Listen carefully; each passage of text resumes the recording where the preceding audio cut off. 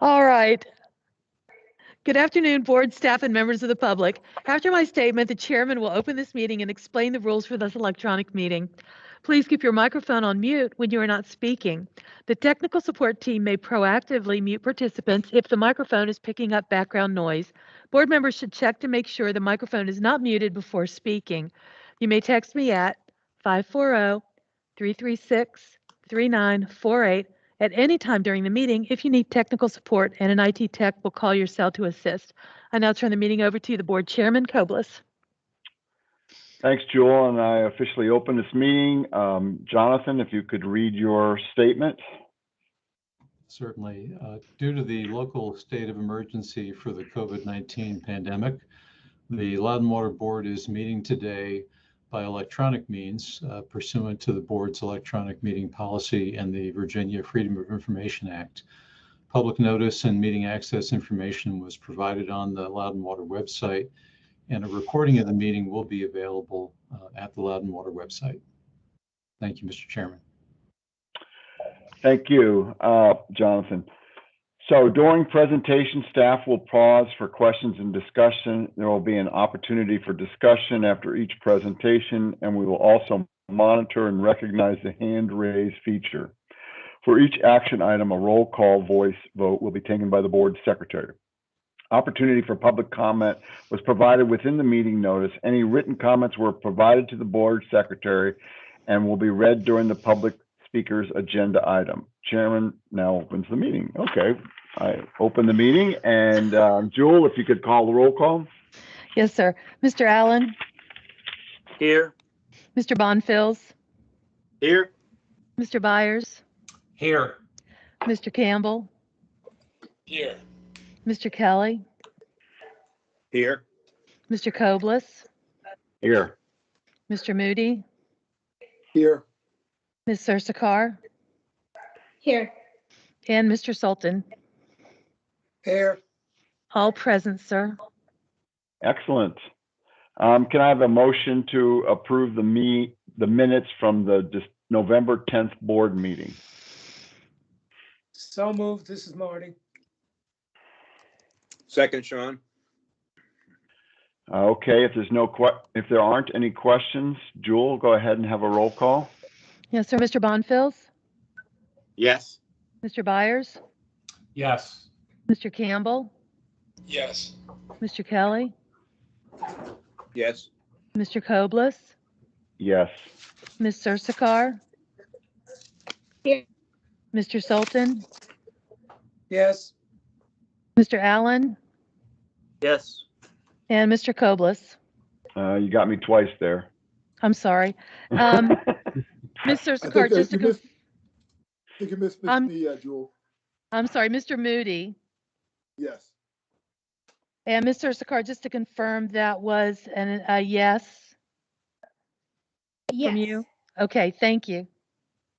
Okay, so I'd also like to have a motion for the approval of the minutes for the November 18th public hearing to revise user rates. This is Jim. I'll make that motion.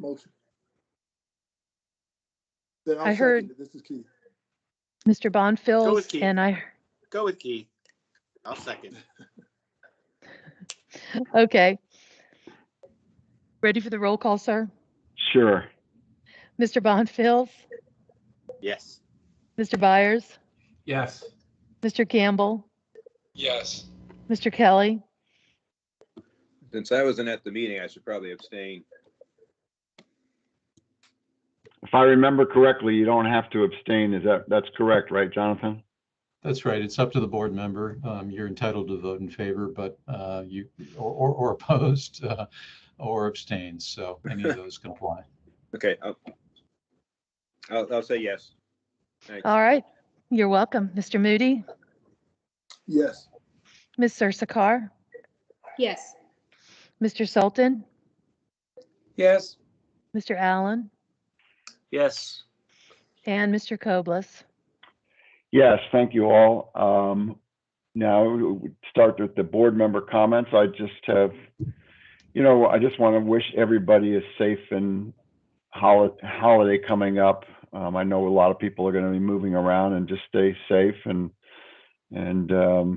have a happy time. I guess we'll start with Bill. That's the first picture I see on my screen. No comments, Mr. Chairman. Thank you. Sean? No, I just wish the same for everyone as well. Happy, safe, and joyous holidays. I hope next year brings a little more joy than the last 2 years. So wish everyone well. Thanks. Marty? Same thing. I just want to wish everybody a happy holiday, and I look forward to working with this wonderful board next year. Mr. Allen? Thank you, Mr. Chairman. I want to echo everyone's comments about having a safe holiday. I really miss the Christmas party or the holiday party we used to have a long, long time ago. Oh, yeah. I wish we could bring that back. But maybe next year, if things calm down, we can. But that's all I have. Have everyone have a safe holiday and a happy new year, and don't make any resolutions you can't keep. All right, Ms. Moody? Yes, I just wanted to echo that, but in addition, I've had a lot of friends recently, get sick with, well, not sick, but get infected with COVID. So I just ask everyone to maintain their vigilance in terms of whatever they deem necessary to stay safe from COVID. Like I said, it's out there, and I'm seeing it firsthand with some of the people I know. And also have happy holidays to everyone. Thank you. Angeline? No comments. Mr. Bonfels? Yeah, good afternoon. I would also like to reflect Mr. Moody's comment about being safe from COVID. I recently went to a show where everybody had to be vaccinated. It was a pretty sizable show in St. Louis. And 2 members of my team ended up contracting COVID. The symptoms were mild, but yet they did pick it up. I skipped that after party, so that was a smart move. So I wasn't in that crowded hotel room. So I wish everybody Godspeed on any travels during the holidays, and have a happy holidays. And I want to thank the staff for an incredible year, another great year with Loud and Water. Thank you. And I believe last but not least, it's Terry. Mr. Campbell. Oh, that's what it was. See, I lost the picture. I got moved around. Well, So, yeah. and that's not your fault. I don't know what's wrong with my camera. It is going on and off. And okay. I'm not gonna reboot my computer right now. So. All right, Brent. Sorry about that. No, it's no problem. I don't have a whole lot to add. And Merry Christmas, Happy New Year to everyone. And I do echo Jim's comments. It's a difficult time this year, last year. So kudos to the staff for continuing to work through all that. All righty. Carla, I believe the general manager's report is next. Thank you, Mr. Chairman and members. Just 2 quick things for you. We will be giving our annual update to the Board of Supervisors, Finance, Government Operations, and Economic Development Committee on January 11th at 6 p.m. if you would like to tune in for that. ERCs through November are 2376. And so we're still holding out hope that that will reach our mid-year forecast of 2766 as fees come in to kind of beat that Jan 1 increase if it's approved today. Happy holidays, everybody. That's all I have.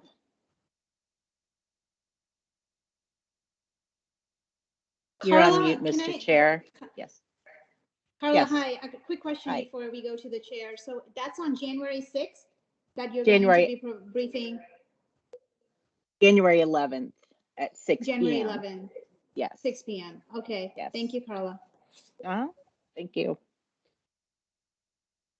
Mr. Chairman, you're on mute. I Sir. got it. I got it right here. Jewel, is there anybody want to talk in the public? Sir, we do not have anyone from the public signed up to speak at this time. Okay, thank you.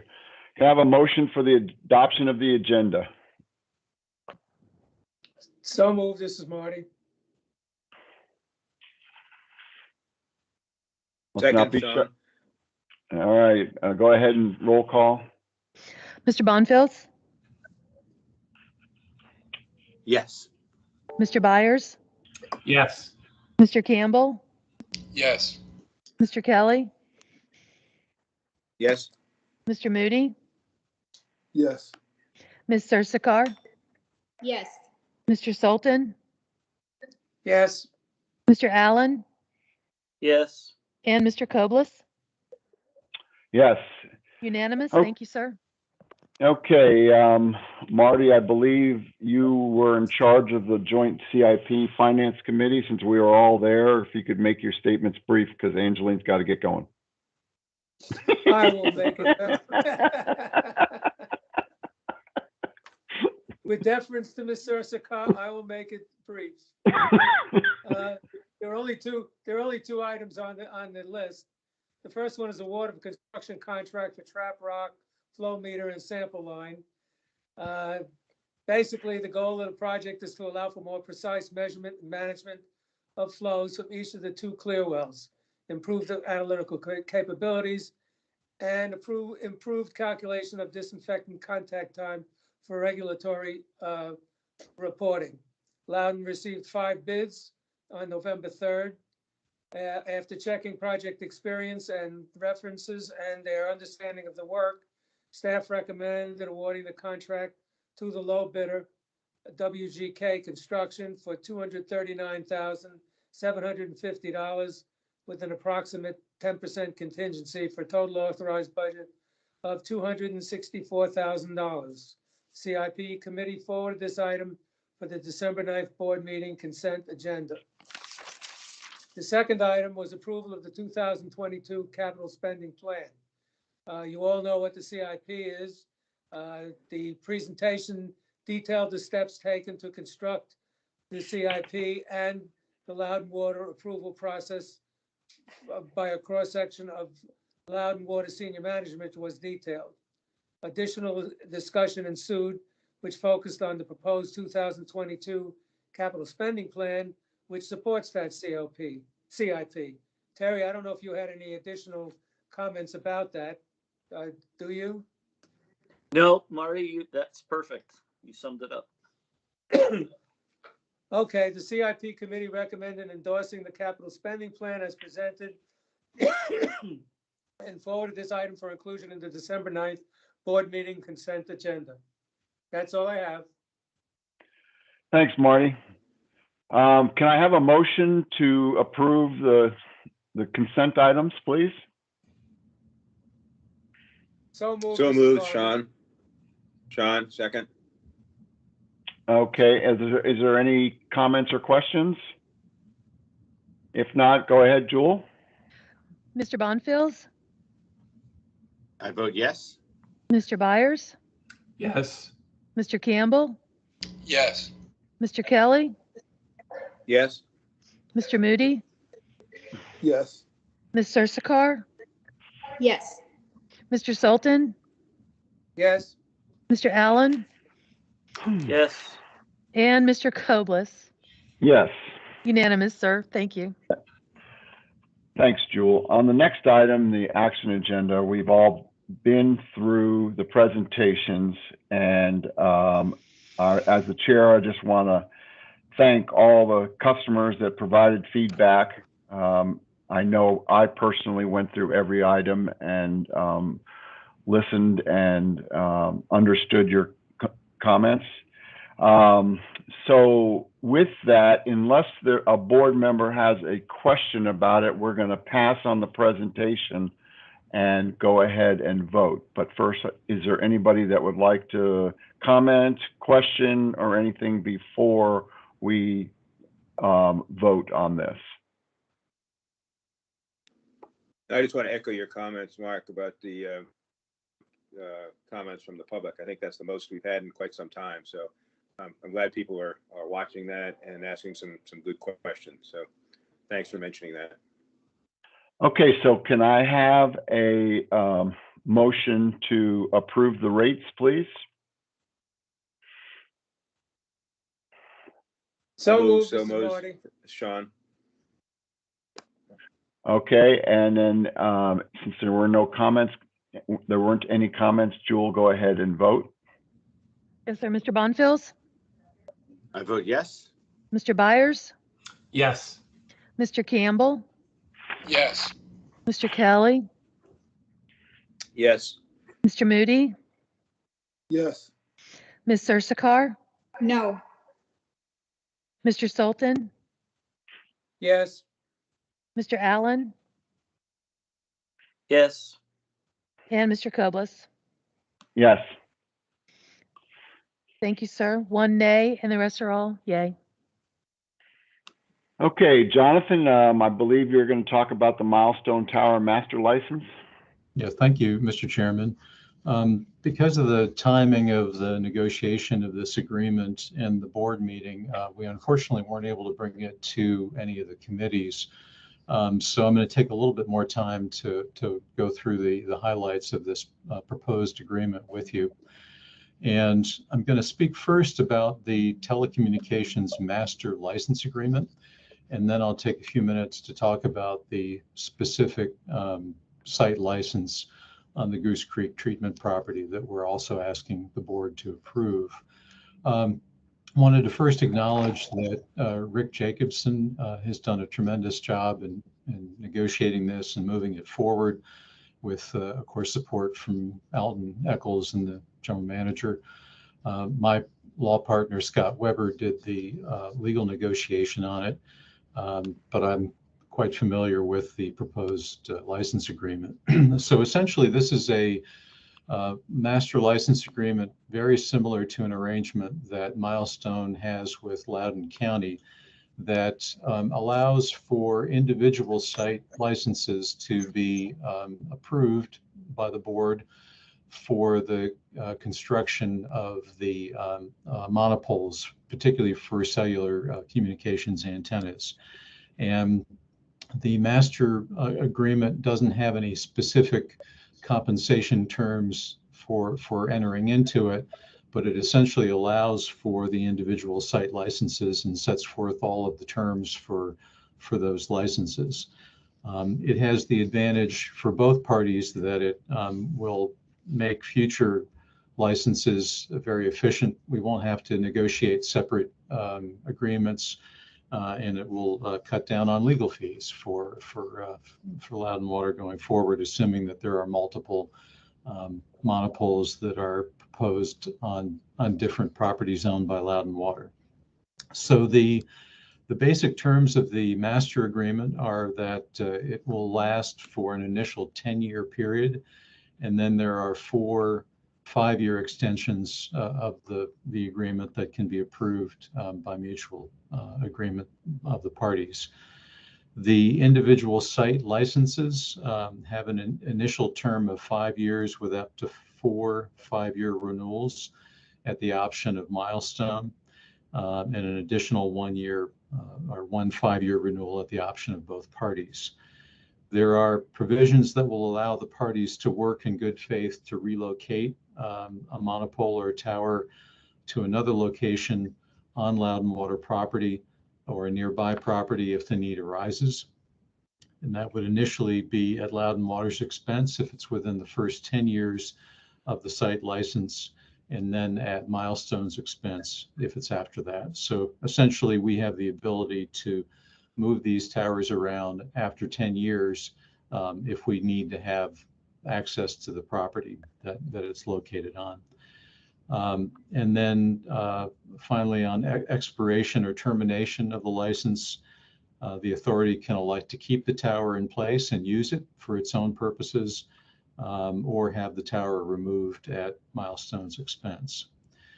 The basic economic terms are that for each site that will be developed by Milestone, Loudoun Water will receive an initial $40,000 payment plus a $10,000 one-time facilities fee to proceed with that particular location. And then once the monopole is constructed, then Loudoun Water will receive 40% of the revenues that each of the cellular carriers pays for this location as our ongoing annual compensation. And so to the extent that there's inflation and those fees that are paid by the carriers go up, we'll automatically share in that at a 40% rate. So those are the basic terms of the master license agreement. And then I'll ask, yeah, we've got the slides up. So I just want to show you the proposed location and explain some of the review of that. So if, I'm sorry, it looks like Mr. Sultan has his hand up. So let me stop and take that question. Yeah, you said for each site. Does that mean each?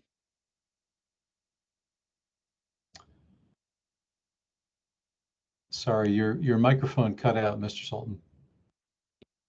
Can you hear me now? Sure. Can you hear? Yep. Yeah, I'm just wondering, when you say each site, does that mean each tower? Or in other words, would one site possibly include more than one tower? Or how does that work?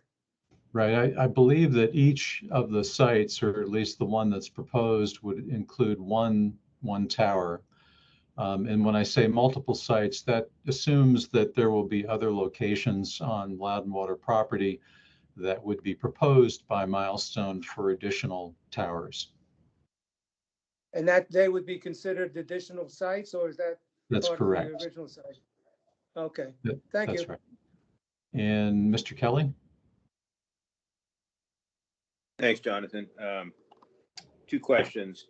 If Milestone goes out of business, I guess the bond can be used to Loudonwater's benefit to remove, if we want to remove the monopole. You know, what happens then? That's correct. If there are no carriers that are attached to the monopole and Milestone goes out of business, then we would have the ability to use the bond to remove it if we wanted, or we would be entitled to keep it and use it for our own purposes. If there are antennas that are installed by any of the carriers, then there would be a resolution of sort of who succeeds to Milestone's interest through bankruptcy court, but we would continue to earn the 40% of the revenue coming off of those attachments. Okay. Second question, as far as the impact of the viewshed site and so forth, is there anything that we need to do or Milestone needs to do to get the approval of the neighbors? So my understanding is each of these locations would require, I believe, a special exception from the County Board of Supervisors, so that Milestone would be responsible for going through the process of working with the community, with the neighbors, going through the public hearing process with the County Planning Commission and the Board of Supervisors, and ultimately getting the approval of the county board. And during that process, of course, there will be a review of the various impacts of the proposed location. Our review is primarily to confirm that a location will not interfere with our needs for use of Loudonwater property. Okay. Jonathan, if I may, I'd just like to add one thing to what you just said. I think in terms of the way this arrangement is structured with the master agreement and the individual site licenses, that does provide the opportunity for a stepwise approach to them identifying a site and then having our initial approval, and then they step forward with the government and legislative approvals. Now, one additional item here with this Goose Creek property that we'll show you here in a moment, but based on the underlying zoning of our parcel, a monopole is a by right or permitted use on this parcel, so they may not have to pursue a special exception here, but they will go through all county processes that are required of them. Yeah, thanks for clarifying that, Alton. I think Mr. Koblis and Mr. Sultan both have hands still up. Yeah. Okay. So first of all, I'm going to have a real problem with this if we're not going to give the neighbors a chance to talk about having this monster pole next to their houses. I mean, I understand by right, but we can't just be the bad guys on this thing if we stick up a huge pole and people start, you know, going crazy about it. I mean, we've got to let these people, and this is my second question is, why are we even doing this? Do we need the money? And I don't understand why we're doing this. Well, So go ahead, Alan. I can field that question. So we were approached by the county, referred with Milestone some time ago, and they approached us with the proposal to potentially take over and manage cellular antennas that we typically have installed on the water tanks. And we determined not to move forward at that point in time. And we understood, their referral from the county included the county's initiatives to improve telecom access and broadband connectivity across the county in terms of the comprehensive plan. So when Milestone returned to us identifying this is an area of interest for the county to improve signal, and they didn't have any other suitable sites nearby under the county's agreement with Milestone, that's when we started into these negotiations for this site. It just doesn't seem like we should be in the middle of this. I mean, it just seems controversial. And and now you're telling me you weren't even going to let people across the street talk about it. I don't. We just can't have ourselves in the middle of this thing. I mean, we haven't even seen what the pole's going to look like. How tall is it going to be? Is somebody going to float a balloon? I mean, believe me, I've been there with that water tank. I don't want another water tank disaster. Well, that's me. That's me talking. I'm not talking for the board, but this is just real surprising that you expect us to vote on this just on a whim like this. Completely understand. I did want to note, despite the special exception requirement, there still will be standard processes through the county that may necessitate public input along the way. Yeah, but that's a maybe. I think we should definitely do it.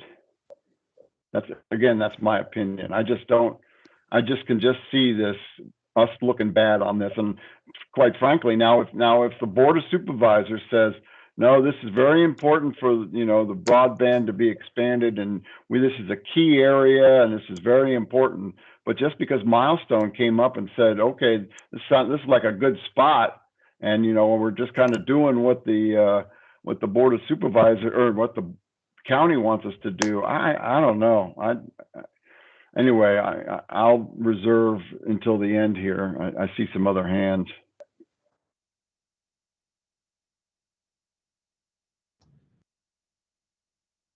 Mr. Sultan and then Mr. Moody.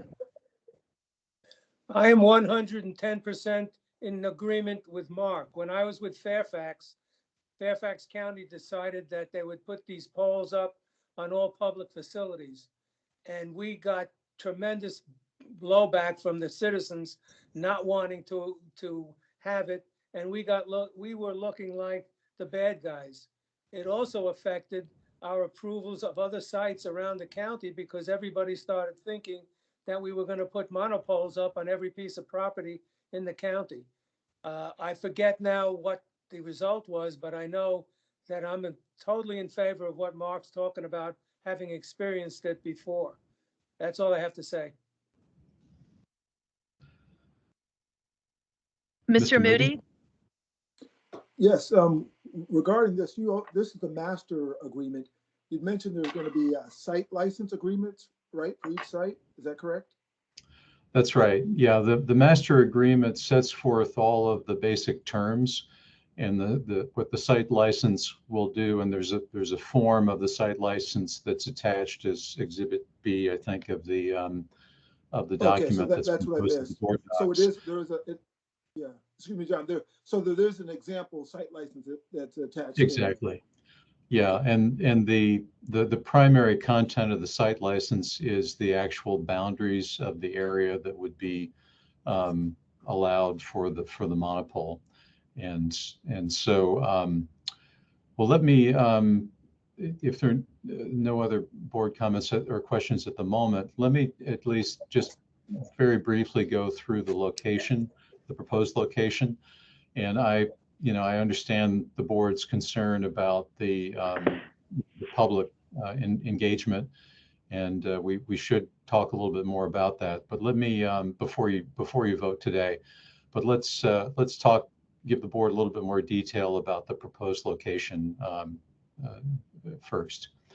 So the slide that is up on your screens shows generally where this proposed monopole would be located. You can see Trap Rock on the left side.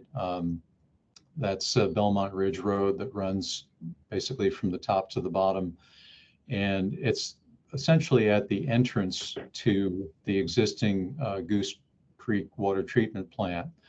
And you can see on this slide where the property line is along Belmont Ridge, and the building setback. There's a 100-foot building setback that runs along Belmont Ridge Road. And I think the next slide sort of overlays the proposed location with the with these setbacks. If we could bring that up on the next slide.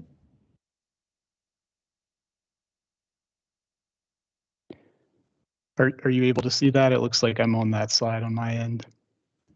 I'm not seeing it yet. Oh, there it is. Okay. So this is sort of pasting in the sketch of the proposed location. You can see it's right at the 100-foot building setback, which does have the advantage of minimizing any restrictions on the property for Loudon Water's use. But it is located obviously close to Belmont Ridge Road, and there are residential properties that are just on the other side of Belmont Ridge. I think you can see the yards for those homes in this image. And so that's essentially where the monopole is proposed to go.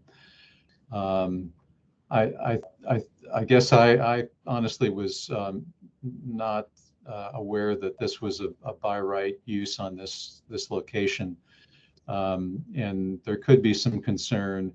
I mean, typically, if there were a special exception process, there's obviously public engagement, and the Board of Supervisors would make the decision in terms of the appropriateness of the facility, particularly with regard to any visual impacts. Elton, I don't know if you've got anything to add on that issue, but I do understand the chairman's concern on that. The only thing I will add, Jonathan, is, Milestone as the applicant, they had a preliminary application discussion with the county, including zoning staff and planning staff, and notes of that discussion indicate that, the county identified the underlying zoning and some of the, requirements, and they also commented on the fact that, things of the nature of the sound wall on the east side of Route 659 along the residential use there, and so forth. But in terms of the application moving forward, it would have to follow through standard county processes. And, that's, again, part of this master agreement and the individual site license process. Milestone has to go through that governmental approval process before they can move forward with anything. So I think, how tall is it? It's about 150 feet tall. That's ridiculous. Mr. Allen, and then Ms. Sursakar had a question.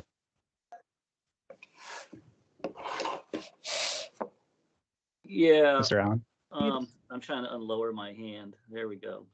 Yeah, I don't want to get overly dramatic about this, but I agree with Mark. I mean, for me, I need more information. How tall is the pole? I think monopoles don't look good. I like the ones that are disguised by trees. I'd like to hear some proof that there really is gaps in broadband there, because it looks like, they're all served by Comcast and Fios. So, is it a cell issue? So I just need more data, and it's a $16,000 a year recurring revenue source. It's not much money. We better make damn sure that this is something that's really necessary and that the county really needs it before we move forward. I just need a lot more information. Sure. Ms. Sirshikar. So Alan just said exactly what I wanted to say. I also need more information on this as well. So yeah, just echoing exactly what Alan had said here. Thank you. Yeah, one last comment. This is not what we do. We don't give up our land. And, that's a spot, again, that we would never be able to get back. And it's just, I don't know. I'm definitely not for this. Maybe more information and we can talk about it in a month or two. But right now, I'm not. I'm going to vote no if we vote tonight. Yeah. So let me talk through sort of the options for the board. And I see that Mr. Kelly also has his hand up. So why don't I Mr. Kelly, you want to go ahead and then I can talk about path forward.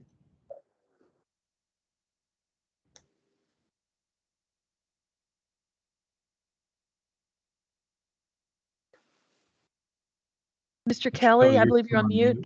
Yeah. Shoot, I hit the wrong thing. Sorry. Now, I'm sorry to pile on here, but I just want to go back to Mark's comments. And the reason I brought up the question about the view shed with the neighbors and so forth, some of you may know or remember a couple of years ago, I live in Lovettsville and within sight of the Shore Hill, and AT&T has had a communication station up there, mostly underground, for years, decades. And they wanted to expand that and build what they said was, they said it was not a data center, but unfortunately, most of the people who live around here are builders of data centers, so it certainly was a data center. Anyway, long story short, they thought they had, I think by right, they had worked with the county to start that. It finally got out to the public that what was going on up there, it would have been a terrible impact to the view shed, and it was a complete debacle. And it finally got shut down for now. It'll come back, I'm sure, but it was just a complete mess for the county. So that's why I echo Mark's concern. I'm just concerned that we could get into the middle of this and have another water tower kind of situation again. So, thanks. Yep. So for the board, I think what I would suggest, particularly given the concern about this site and the community engagement, I would say either deferring both the master license agreement and the proposed site license for this site until we can get more information about the potential community impacts. Or you could vote to approve the master license agreement and withhold your approval of the site license by deferring that until there's more information about the community issues. So, we're not, obviously Loudon Water is not committed on this. And I certainly appreciate the board's feedback on this issue. So I would suggest that either of those two approaches would be appropriate. I'd like to, I don't know if we have to vote on that, but as the chairman, I would just like to defer everything on it. I don't know how I missed this, but I didn't review what the actual write-up is. I don't know if you sent the actual license agreement. Maybe I just missed it. But anyway, I'd like to review that. I definitely don't think we need to make the money. And the only way that that we can do this is if the county is telling us that they need to do this. And then somehow it needs to be very clear that, when this that it's not Loudon Water that's doing this, because this is just so controversial. So that's my opinion. And then I don't know. I guess, do we vote or do we just table it, or does I would recommend a vote to defer action on this item if that's the will of the board. Okay, I'd like to make a So- motion to defer it. I'll second it. I think Marty has a question. Oh, no, just a comment. My experience with Fairfax, the pole idea started on the treatment plant at Corvallis and spread to any elevated tank we had. People started looking at, are we putting towers on it? So yeah, I'm going to vote against this. Okay, Jewel, unless there's another question, Jewel, if you could take a roll call.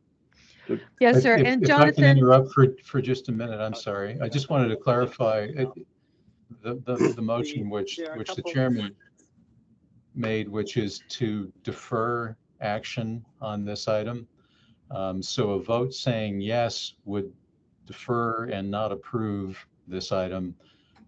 So I just wanted to make sure everybody was clear on that. Okay. all right, thank you, Jonathan. And I just wanted to make. I'm sorry, I thought someone was talking. Mr. Bonfils, Yes, this is Jim. I vote to defer. Yes. Mr. Byers, Yes. Mr. Campbell, Yes. Mr. Kelly, Yes. Mr. Moody, Yes. Ms. Sursakar, Yeah, definite yes there. Mr. Sultan, Yes, Mr. Allen, Yes. and Mr. Koblis. Yes.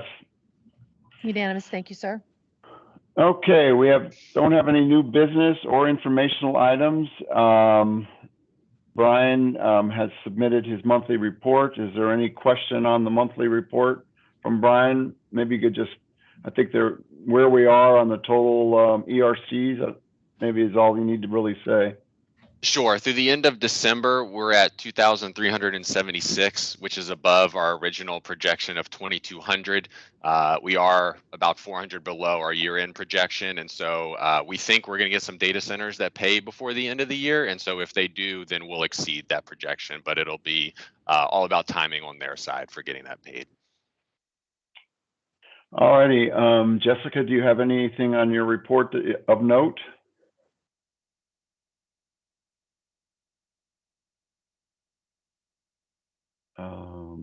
Maybe Jessica's not here. I do not see Jessica in the meeting, sir. Okay.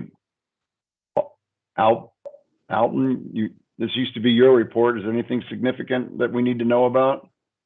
Nothing significant, Mr. Chairman, but I'd be happy to take any questions. Okay, thanks.